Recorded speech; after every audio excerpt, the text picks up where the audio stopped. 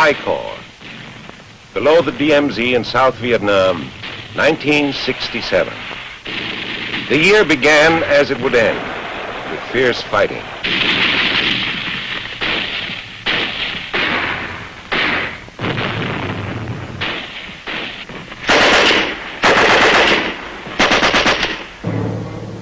In February, right after the ceasefire for the Vietnamese New Year, the whole character of fighting changed. From the Mekong Delta in the south, north along the coast, to the bases of Chu Lai and Da Nang, from Quang Ngai in southeastern I Corps to Hue and Quang Tri in the north, along the DMZ from the China Sea to the borders of Laos and Cambodia, Marines saw plenty of action.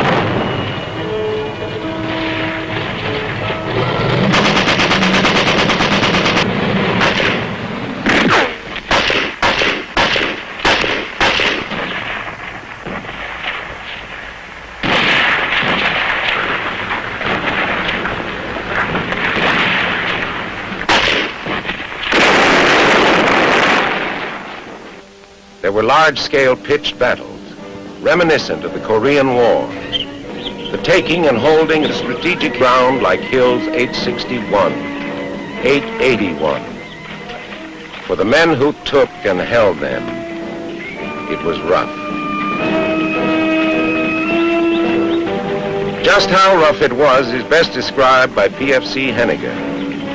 Well, we were moving up on line towards the top of the hill, and they started dropping mortars in on us. I saw one hit in front of me, and I went flying through the air, and that was it.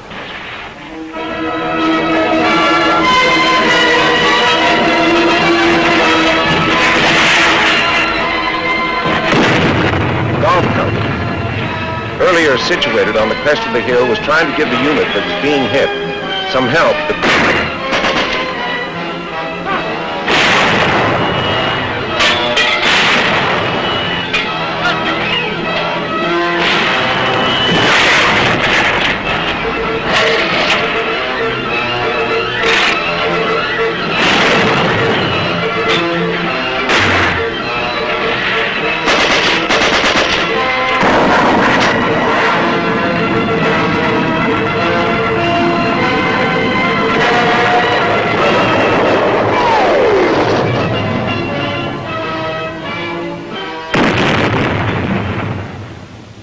Another Marine, Sergeant David Coleman, had this to say.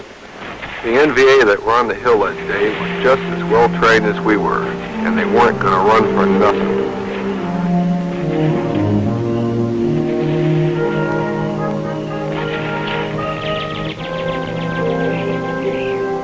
Run or stay. They could not hold their positions against the determined Marines. So, on April 24th, the 3rd Division smashed attempts by the North Vietnamese Army to take the strategic hills of 861 and 881 near a place called Khe Sanh in the northwest corner of Vietnam.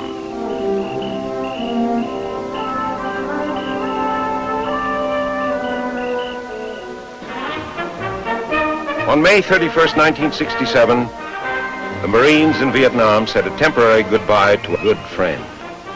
General Lewis Walt was relieved, and General Cushman assumed command of I Corps.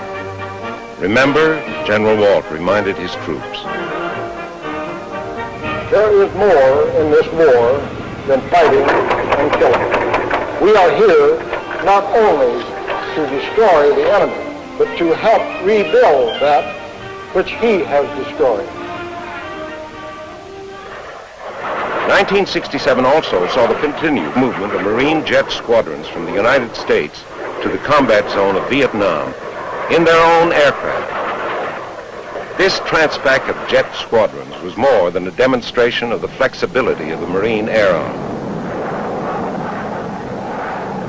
Now, only hours from El Toro Marine Air Station near Los Angeles, these planes are also only hours from bases at Chu Lai or Da Nang.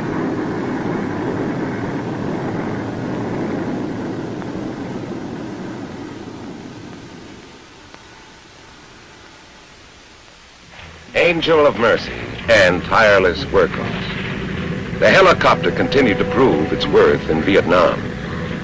Because of these birds, operations deemed impossible a few years ago were carried out with comparative ease, and more Marines were able to come out of these operations alive.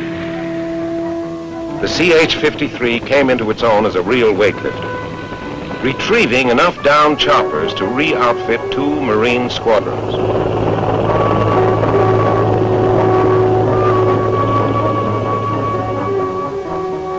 Throughout I Corps, the familiar sight of these jungle taxis meant beans and bullets to the Marine on the ground, and for so many, a second lease on life. Throughout the spring and summer, along the DMZ, Khe Sanh, Dong Ha, Gio Linh, and other outposts were repeatedly attacked by major units of the North Vietnamese Army.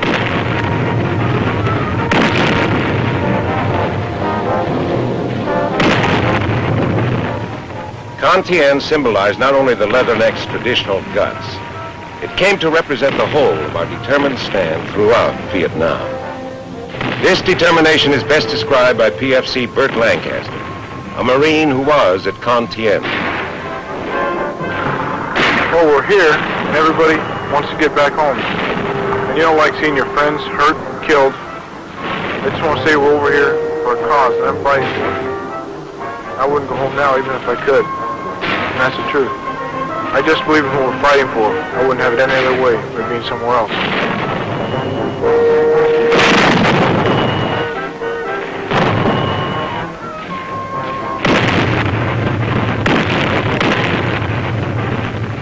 Even while the battle at Con Thien was still underway in Vietnam, tribute was being paid to Marines who participated in another battle, Guadalcanal.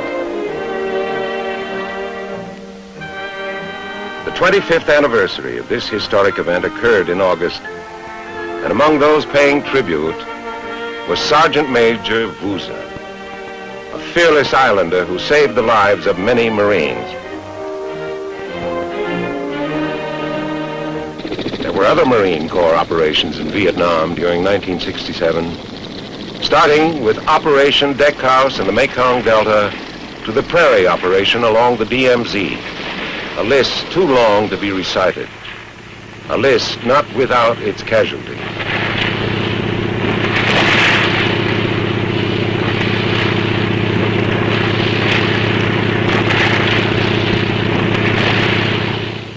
Among those killed in action in Vietnam was General Bruno Hochmuth, the first general to be killed in combat in Marine Corps history. From March 19th to November 4th, General Hochmuth served as commanding general, 3rd Marine Division, and was killed when the helicopter in which he was riding crashed.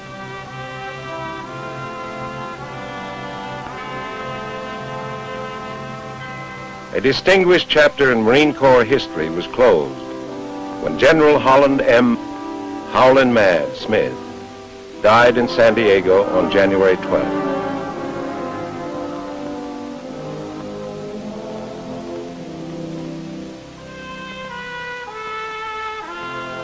Throughout the year, Marines fought with their customary valor.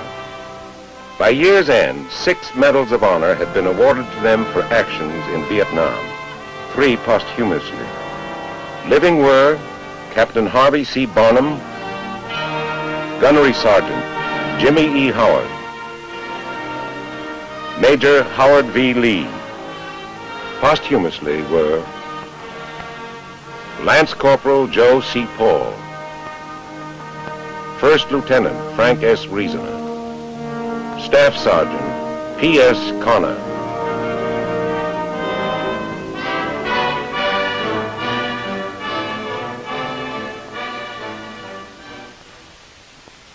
At home, there were other significant activities.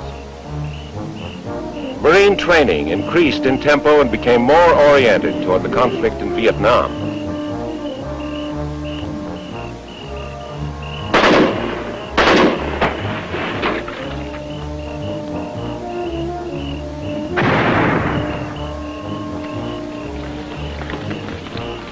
While training progressed in replicas of Vietnamese villages, Marine Corps also held cold weather training in Scandinavian countries.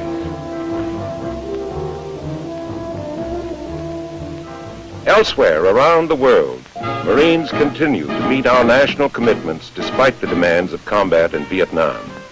Marine veterans from Vietnam also served at the United States Pavilion throughout Expo 67 in Montreal, Canada.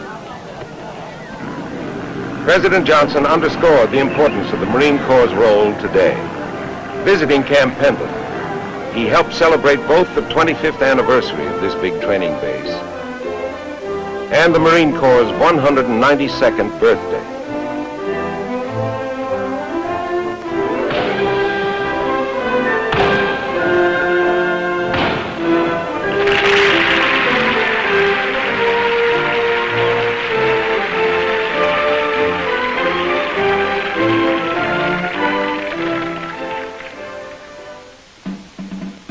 The President also turned out to review an evening parade at the Marine Barrack in Washington later in the year.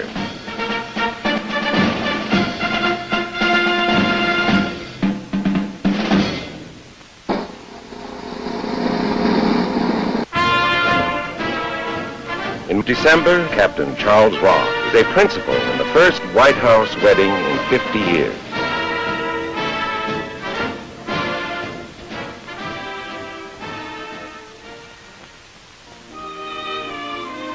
Also married in 1967 was Corporal Henry Miller, severely wounded in Vietnam, but typical of those Marines returning to civilian life.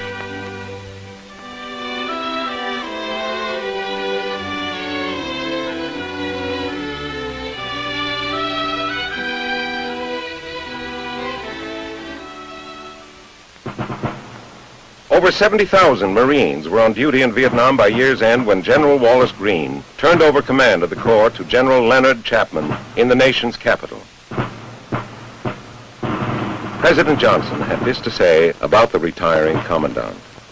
Under General Greene's inspiring guidance and dynamic leadership, the Marine Corps reached a high level of readiness and managerial efficiency during a period of worldwide tensions, conflicts, and challenges to the national security of the United States. The United States Marine Corps, in the 192nd year of its history, continued to carry out its mission.